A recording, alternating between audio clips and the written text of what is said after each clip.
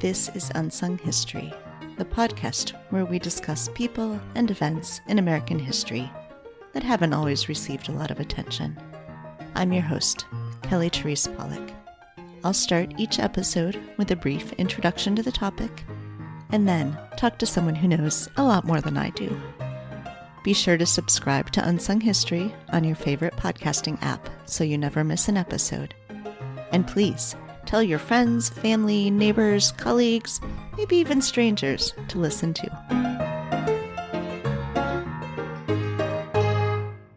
On today's episode, we're discussing the family of Alabama plantation owner Samuel Townsend. When he died in 1856, Townsend willed his vast fortune to his children and his nieces. What seems like an ordinary bequest was anything but, since Townsend's children and his nieces were his enslaved property, and the state of Alabama in 1856 was not excited about having wealthy black people living there. Samuel Townsend was born in Lunenburg County, Virginia, in 1804.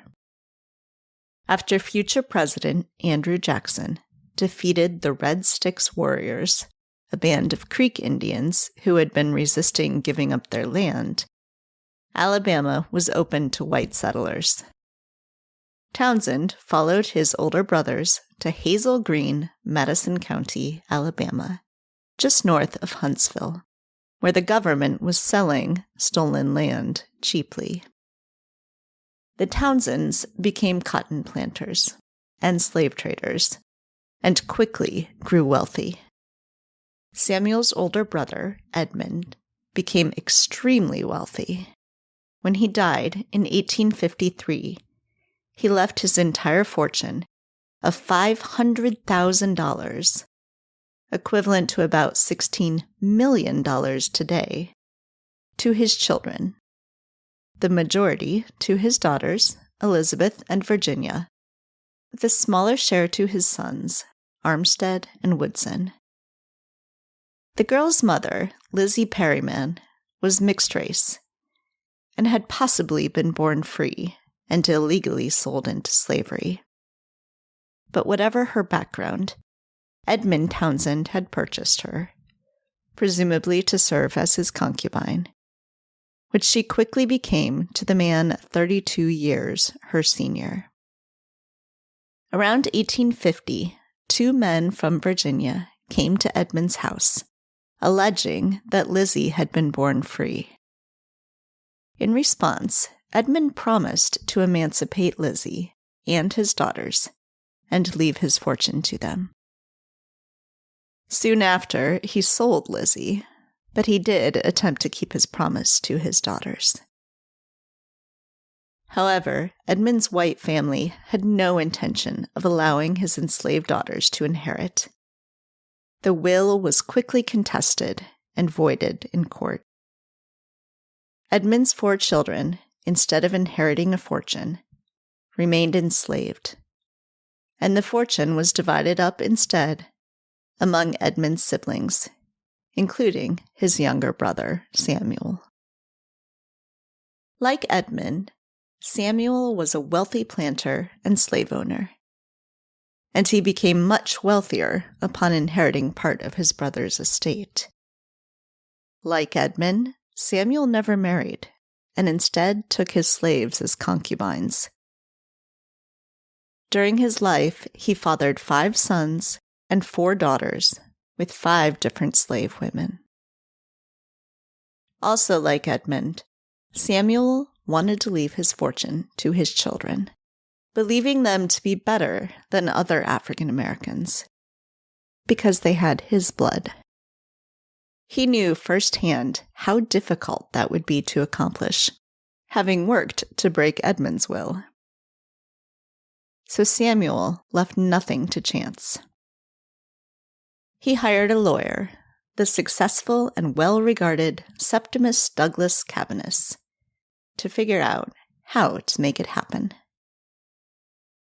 According to Cabanis, Townsend had 3 goals. 1, to emancipate his 9 children, Elvira, who was likely his concubine at the time of his death, and Edmund's 2 girls. 2, to leave most of his fortune to those 12 people.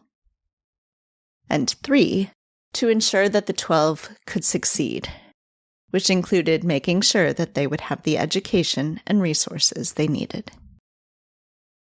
After much legal research and multiple drafts of the will, Cabanis settled on a plan that he felt would stand up to legal challenges, emancipating 45 of those enslaved by Townsend, with a much larger share of the fortune going to the 12 legatees of the first class, as the will referred to them, than to the rest.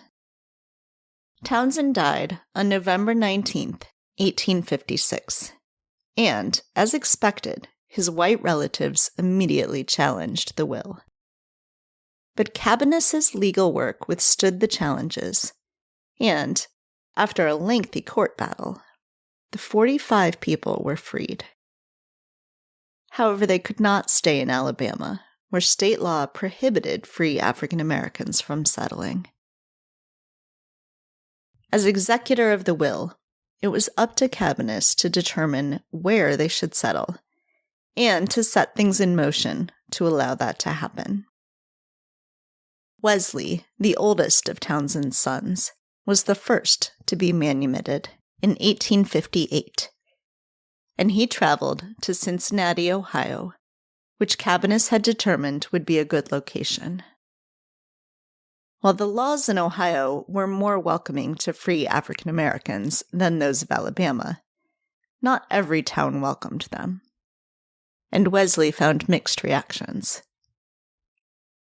When the next group of legatees of the first class were emancipated, they also went to southern Ohio, settling in Xenia, Ohio, where the younger Townsends attended Wilberforce University, which had opened in 1856 and was founded specifically to educate African American students.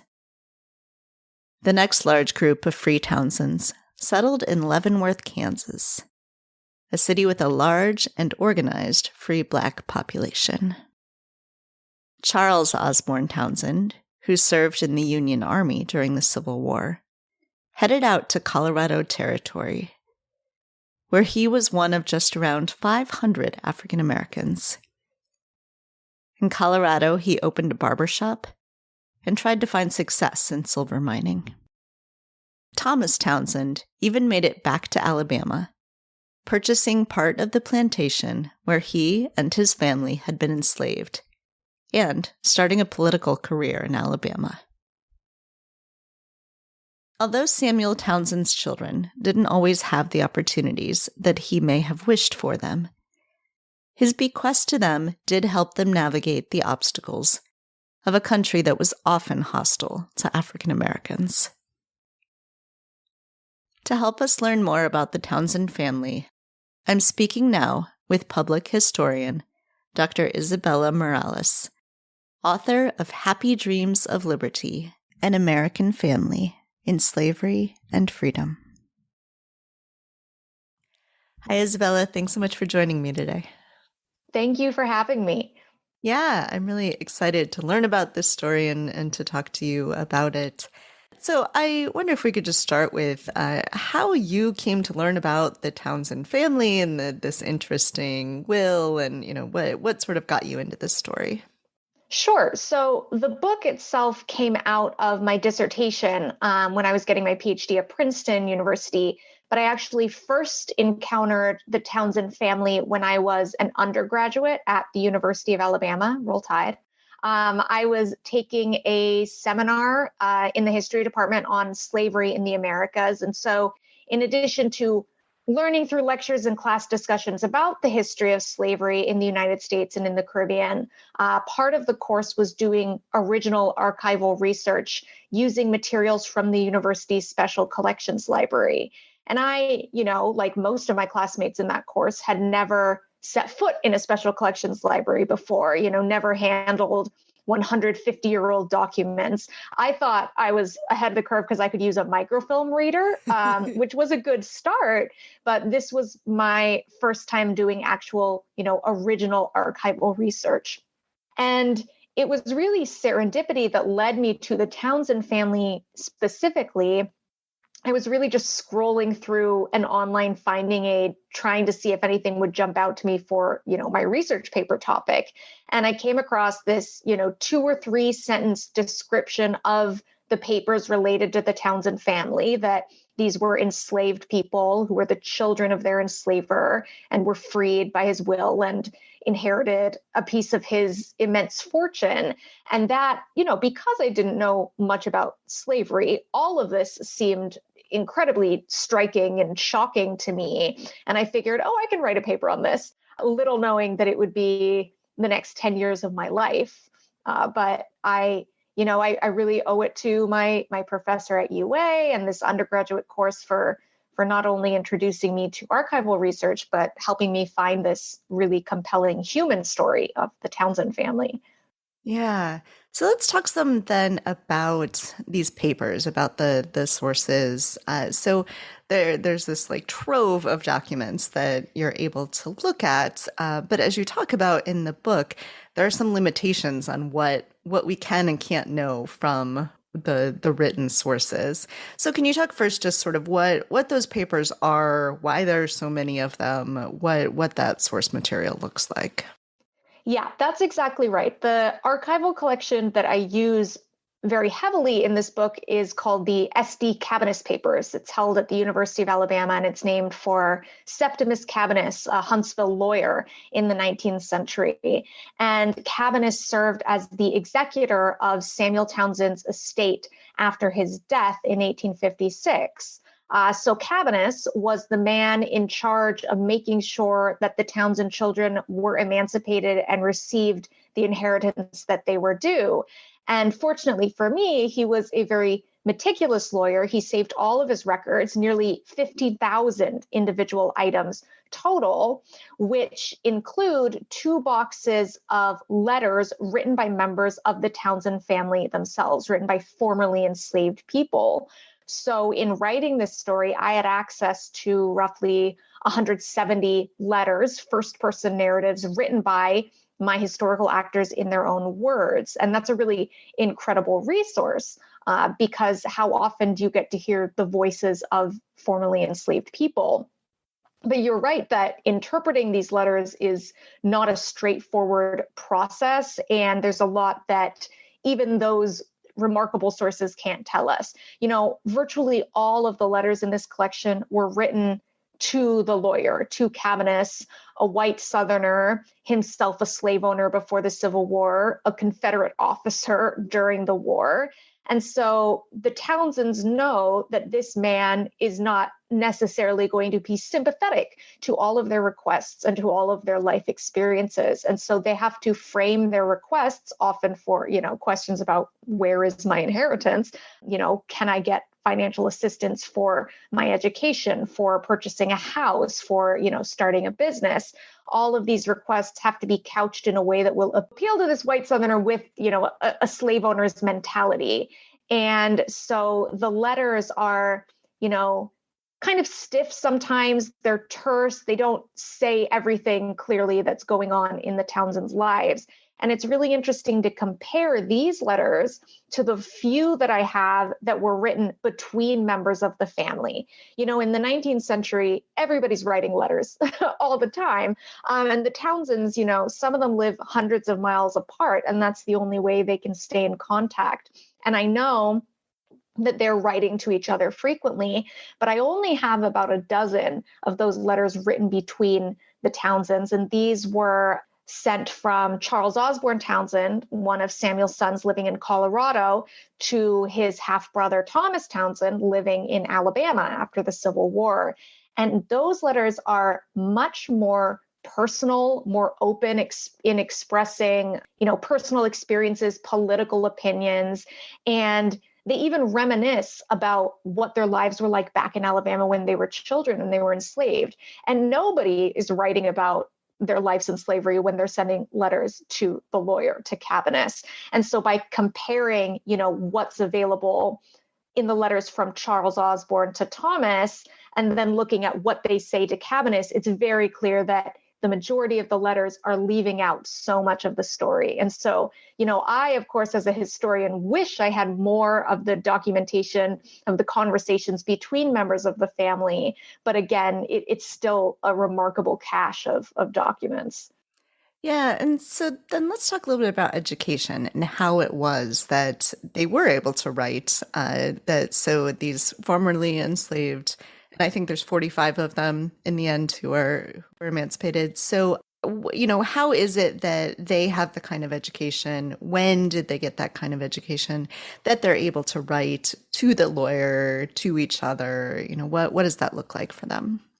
Right. So Samuel Townsend, in his will, he emancipates 45 enslaved people that he owns in Alabama. And 9 of them are his own children, his sons and daughters. And 3 of them are the children of his brother Edmund, who were also enslaved children. And the rest are the children's mothers, as well as their mothers' children by enslaved men. And so the individuals who really receive a formal education, it's a small number of that 45. It's Samuel's younger children and Edmund's 2 daughters. And they're sent out of Alabama to Southern Ohio to Wilberforce University, which was one of the only colleges, institutions of higher education at the time that accepted Black students. And what's interesting about Wilberforce is that, according to some accounts, the majority of students were children like the Townsends. They were the formerly enslaved sons and daughters of white Southerners who had been sent north to receive their education. And so at Wilberforce, Samuel and Edmund's children are able to receive an education that is just as good, if not superior, to what most white children are getting in the North or in the South.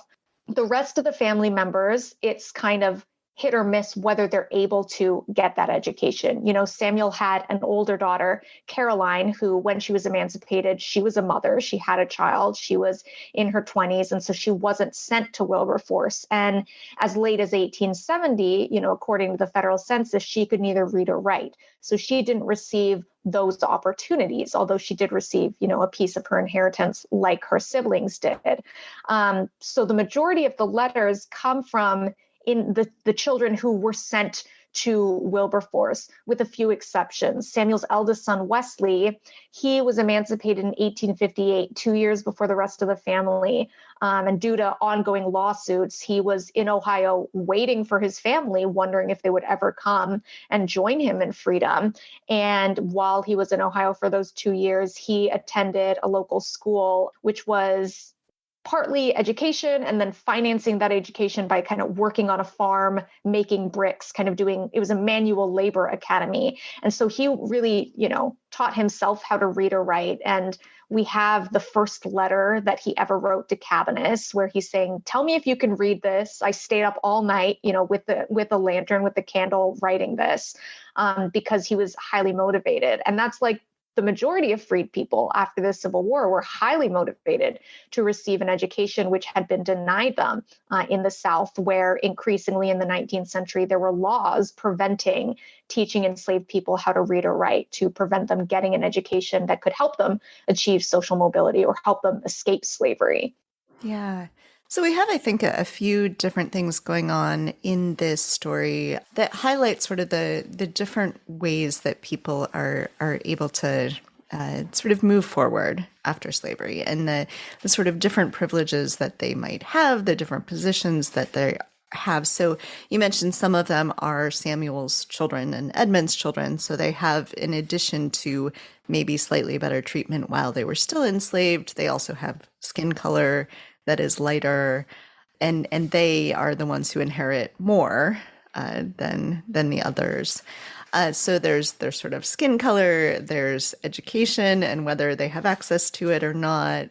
There's the money, the sort of ability to have generational wealth. And then there's also geography, which really plays a huge role in this story and what's happened. So I guess maybe could you sort of just talk through that, tease out those different things and how it affects what they're able to do and frankly the sort of way they think about themselves in the world.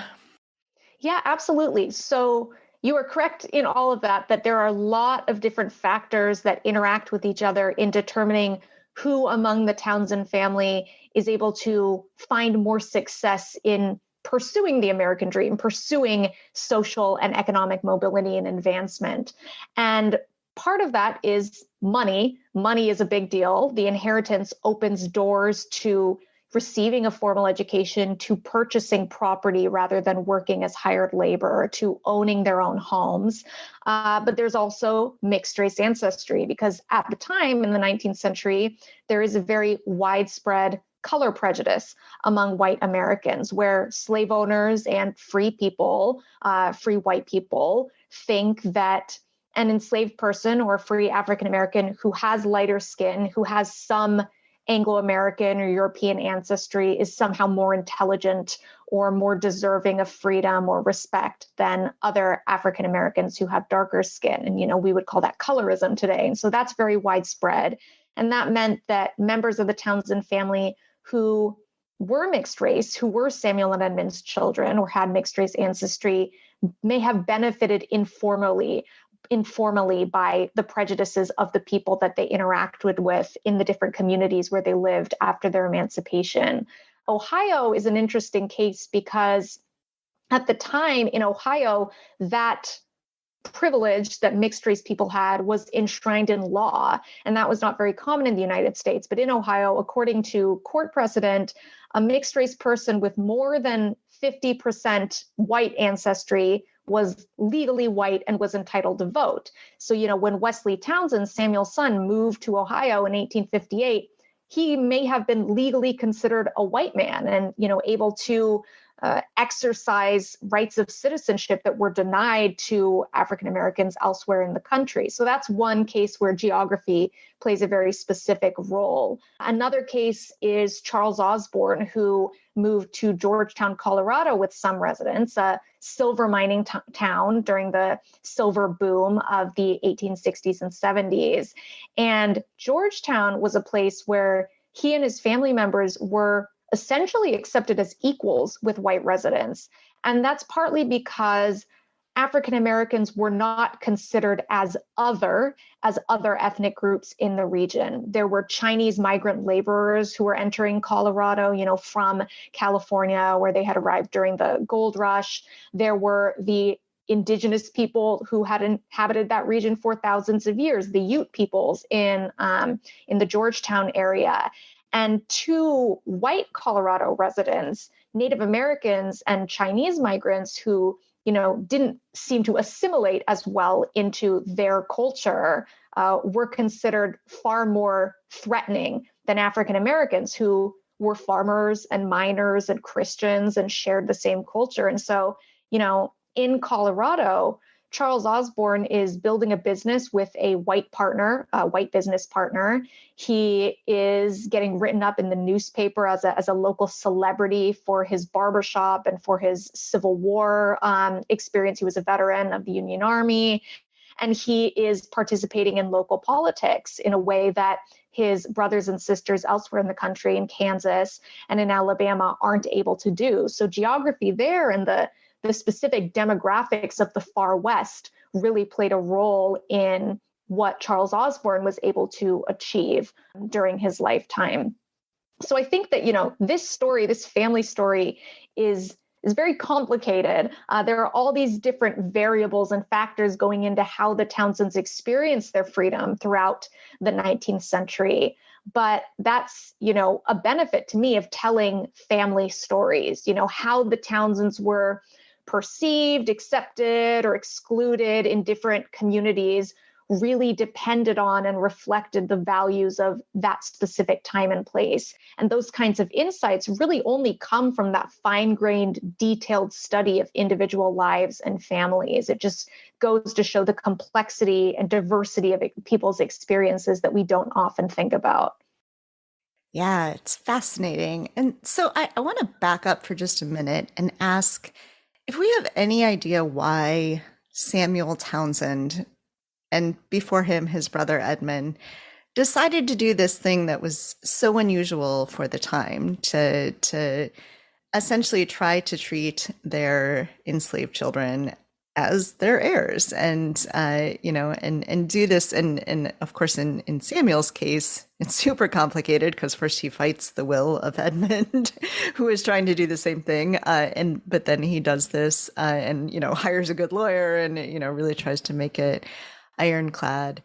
I think there's so much about slavery, of course, that's horrifying and that's hard to understand, but this idea that so many slave owners, so many men, not only had sexual relationships, enforced sexual relationships with slave women, that part, I think we can sort of grasp, but that then the kids that they had out of these sexual relationships are enslaved, and they don't typically sort of accept them as their own children. So what made Samuel different? What do we know anything about why he sort of went this path and went even further and not just wanted to emancipate his own children, but their mothers and the other children that their mothers had? Like, it just seems very, very interesting.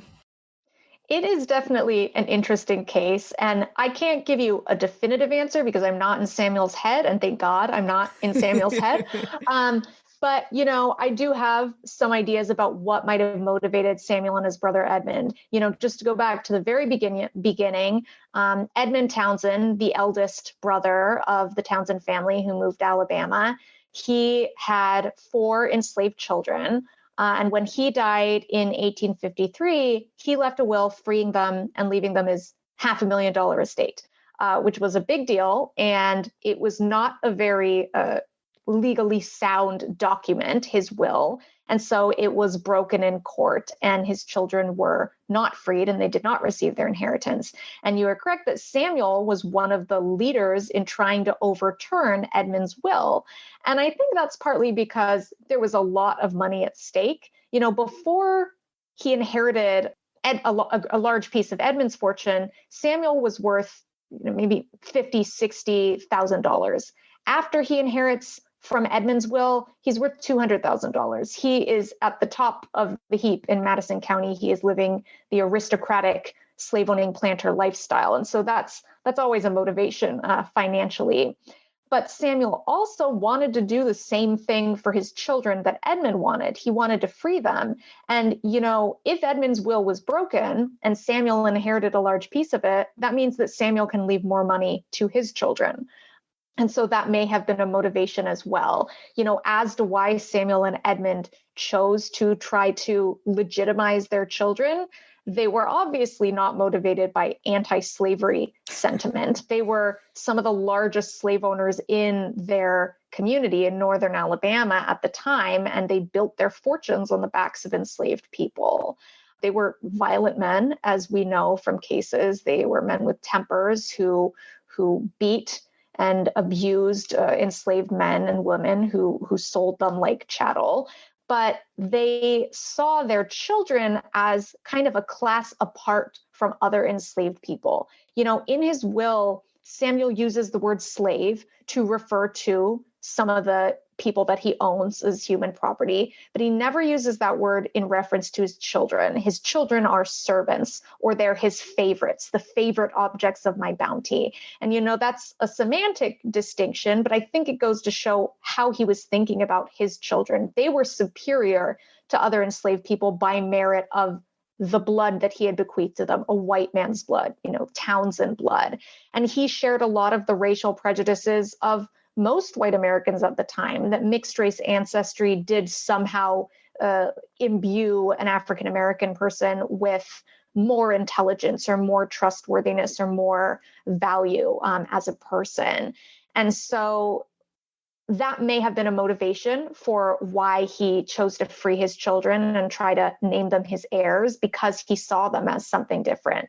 And also, what distinguishes Samuel and Edmund from a lot of men who had enslaved children, because there were a lot of slave owners who had enslaved children, was the fact that neither brother ever married. So they had no wives or legally legitimate children to carry on their legacy, or to question, even in a small way, what they chose to do in their private lives.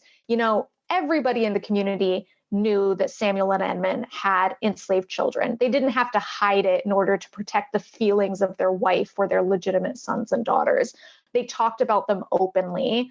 And so they really bucked social conventions in a lot of ways. And I think they just probably assumed that if nobody questioned their choices when they were alive, why would they dare to do it when they died? So, they could really do whatever they want with their property. That was the dogma. That was American economic dogma, that you have absolute property rights, and nobody held to that more closely and tightly than Southerners. The trouble came when you tried to turn property into property owners, as they were doing by trying to leave enslaved people this immense inheritance. And Samuel succeeded where Edmund didn't, because he was able to learn from Edmund's mistakes. He hired Cabanus, who was, an excellent lawyer for, whatever flaws he had. Being a bad lawyer was not one of them. So he was able to write a will that closed up all the loopholes and that, guaranteed that his children would be emancipated. And we see how that worked because there are multiple drafts of Samuel's will in the archive. There's the first one he wrote in 1853, right after his brother died, which is legally kind of a mess. He brings in Cabanus, and you can immediately see in the next draft that Cabanus has started to put his stamp on the document. There's no more talk about favorites. There are legatees of the first and second class. There's residual trust funds. There's all sorts of legalese that obviously didn't come from Samuel Townsend's brain. And, the final draft closes more loopholes and, just becomes even more airtight for the inevitable lawsuits that are going to come after Samuel's death. And as to the question of why did Samuel free 45 enslaved people instead of just his children? Part of that we can find the answer to by looking at the initial drafts of the will. The first draft of the will, Samuel wants his kids to inherit his property, be freed, and live on his plantation in Alabama, where they will own their mothers and their half siblings. And, Cabanus comes in and says, I'm sorry, man, that's just not legal, because the state of Alabama does not want a growing free Black population. So if you're emancipated in Alabama, which is really hard to do just to begin with, but if you somehow are, you have to leave the state. So they can't live in Alabama and be slave owners. So the next draft, Samuel proposes, okay, how about we free all of these family members and send them to Ohio or Kansas or wherever in the North. And all of those family members can be the servants of my children for a wage. And the idea is to make their lives as close to the life of a slave owner as possible, even in a free state. And obviously you can't mandate that. So ultimately what happens is all of these individuals, 45 enslaved people, are freed. The children receive an equal shares of a trust fund that's about $200,000. So, around $16,000 is promised to each of them. And then those other enslaved people, their mothers and their half siblings, the other children of their mothers, are to receive $200 each. And so that's the final form of the will that is declared valid by the Madison County Probate Court. Eventually. Eventually. Yeah. I mean, Samuel dies in 1856. There are 4 years of litigation, lawsuits after lawsuits from white relatives, nieces and nephews, who are obviously unhappy with the situation, because that's a huge amount of money, and that would change their lives. These relatives are not as wealthy and successful as Samuel or Edmund had been. A number of them are living in Virginia. Their subsistence farmers, essentially. Maybe they can send a little bit to market. They're not slave owners, or they're only small slave owners. And so, they're probably thinking, if we could get a piece of this fortune, we could become more like Samuel and Edmund in our lifestyle. And why do enslaved people deserve it more than us, hardworking white families? And so there's a lot of jealousy, there's outrage, and that leads to this litigation that lasts for 4 years. So most of the Townsends, except for Wesley, the eldest son, are not freed until 1860, 4 years after their father dies and 2 years before the outbreak of the Civil War. Yeah, and it's such an interesting twist that they end up not inheriting as much as they theoretically could have, in part because other people are emancipated by the Civil War. That's right. So, the idea of creating the trust fund is once these children are freed, once the 45 people are freed and sent out of Alabama, Cabinus, the lawyer, is going to sell all of Samuel's property, to get a pool of cash that can be used as the trust fund for the legatees. And so he's selling land, and he's also selling enslaved people who did not have the dubious distinction of being related to Samuel or Edmund Townsend. And what Cabinus writes in one letter is, quote unquote, the land sold low, but the Negroes sold high. So most of the money from Samuel's estate that his children are supposed to inherit is from the sale of other human beings who they lived with for all of their lives in Alabama. And because Cabinus accepted a lot of payments in credit after the Civil War, when all enslaved people have been emancipated across the United States and across the South, all of these people who owe money to Samuel Townsend's estate, they just don't have it. And also, they make a legal argument that, well, we can't be held responsible for debts for slave sales because the government took our slaves.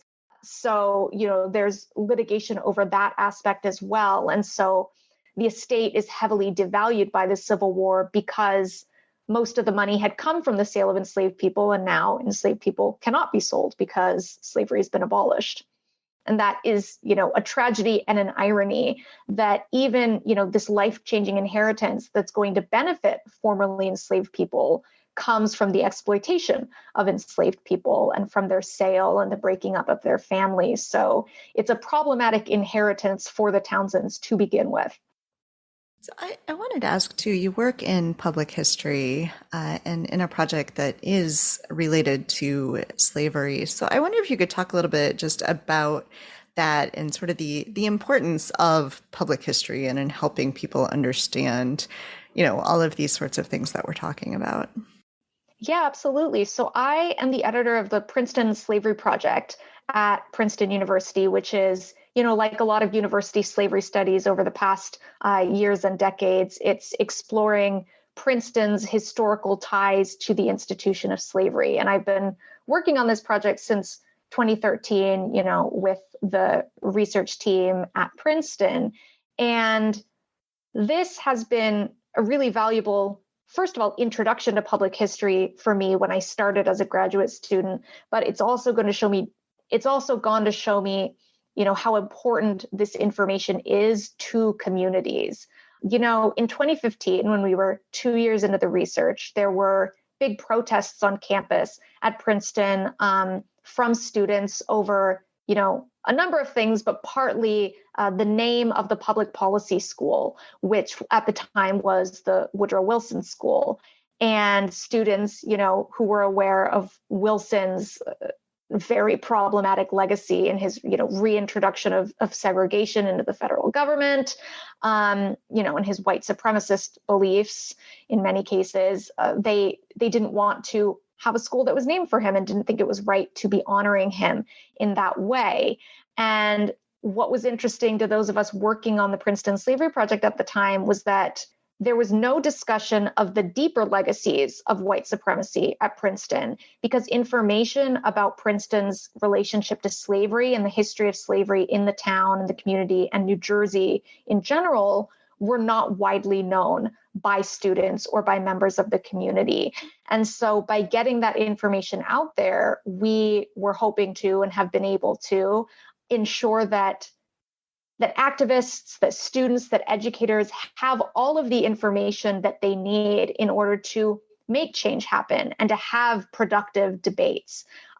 Because at the time, the full story of Princeton's relationship to race and white supremacy wasn't known because this research hadn't been done previously and hadn't yet been disseminated. So that just went to show me the power of doing historical research in order to help communities understand where they come from, where they fall in the history, the broader history of a state or of the nation. I also work for the Stoutsburg Sauerland African American Museum, which is a small Black History Museum in central New Jersey. It's Central Jersey's only Black History Museum at the moment. And so through that work with SAM, as we call the museum, I have been able to, get involved with another local community and see how sharing history is able to bring people together, to educate people, to motivate people, to kind of build a better future on that foundation of knowledge that we're able to get through historical research. Yeah. Well, I hope that everyone will read your research. So can you tell everyone how to get a copy of your book? Absolutely. So my book is Happy Dreams of Liberty, An American Family in Slavery and Freedom. And it is available from Oxford University Press at the Oxford University Press website, or at Amazon, or through other booksellers. And hopefully for some of you at your local bookstore. And very helpfully, it has a family tree. So yes. All of these names that we have talked about, it will be clear how they're all related. And I will say that visualizing and creating that family tree may have been the hardest part of the final book production process, because it is hard for me, even after 10 years, to keep a lot of the relationships straight. So hopefully that will be helpful to readers. Yeah. Is there anything else you wanted to make sure we talk about? I think that I'd like to just reiterate something that Taya Miles writes in Ties That Bind, which is another story of a formerly enslaved family that I found really influential and inspirational in writing this book, is how family stories are significant. Because sometimes local histories or family histories get short shift in terms of comparison with more sweeping national or international stories.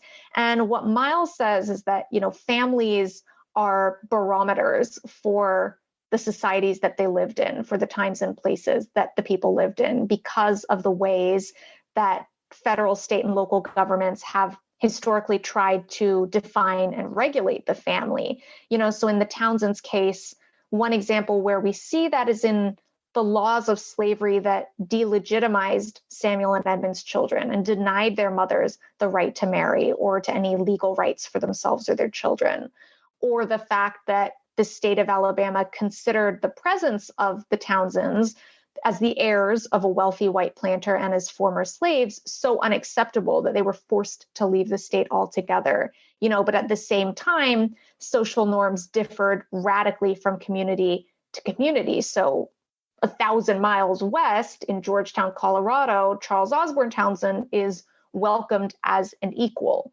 And as we all know, history is very complicated. But I think that these individual stories or family stories, these detailed, fine-grained studies, can really show us how diverse and complex people's lived experiences really were, which is something that the quote-unquote bigger stories often can't or don't address. So that is my pitch for family history and why it's important, which I often find myself making. Yeah, definitely. And I love that you quote Taya Miles. She's one of my very favorite authors. So same here. I think that anyone who's read her more recent book too about Ashley's Sack, you can see just how deep you can get into something just by looking at one small family. That's a fantastic book too. Yes. Well, Isabela, thank you so much for speaking with me. I really enjoyed this, and everyone should go check out your book. It is so readable. I just sort of devoured it. So I hope everyone will go pick up a copy. Thank you. That is the ultimate compliment for a historian, and I really appreciate you taking the time to talk with me about it and to read it. Thanks for listening to Unsung History. You can find the sources used for this episode at unsunghistorypodcast.com. To the best of our knowledge, all audio and images used by Unsung History are in the public domain or are used with permission. You can find us on Twitter or Instagram at unsung__history or on Facebook at Unsung History Podcast. To contact us with questions or episode suggestions, please email Kelly at unsunghistorypodcast.com. If you enjoyed this podcast, please rate and review and tell your friends.